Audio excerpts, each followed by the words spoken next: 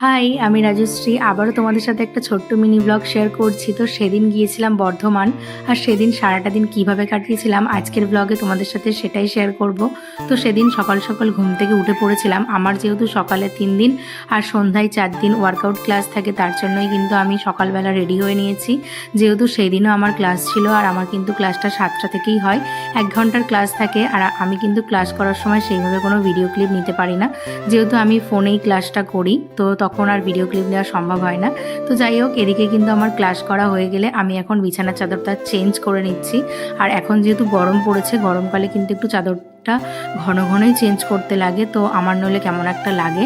তো যাই হোক, এদিকে কিন্তু আমি বিছানার চাদরটা চেঞ্জ করে নিলাম, আর তারপর কিন্তু আমি খাওয়া দাওয়া করে স্নানটাও করে নেব। যেহেতু আমাদের 10টার সময় একটা ট্রেন ছিল, সেই ট্রেনটাই ধরার আছে।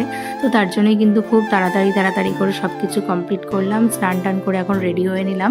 আর এদিকে কিন্তু আমি বেরিয়ে যাচ্ছি, যাব আমি আর ছোট দিদির ডাক্তার দেখানো ছিল, আর আমারও হচ্ছে কি ইউএসজি করানো ছিল, তার জন্যই বর্ধমানে যাওয়া। আর বাইরে বেরিয়ে দেখছি এত পরিমাণ রোদ, কি বলবো। তো সেই দিন এত পরিমাণ কষ্ট হয়েছিল বলার নয়। তো এমনি বাড়ি থেকে বেরোনোই হয় না, তবে সেদিন যেহেতু দরকার ছিল তার জন্যই বর্ধমানে যেতে হয়েছিল। আমরা আমাদের বাড়ি থেকে টোটো করে চলে এসেছিলাম আমাদের গুরাব স্টেশনে, তারপর গুরাব থেকে ট্রেনে করে এখন যাচ্ছি বর্ধমান।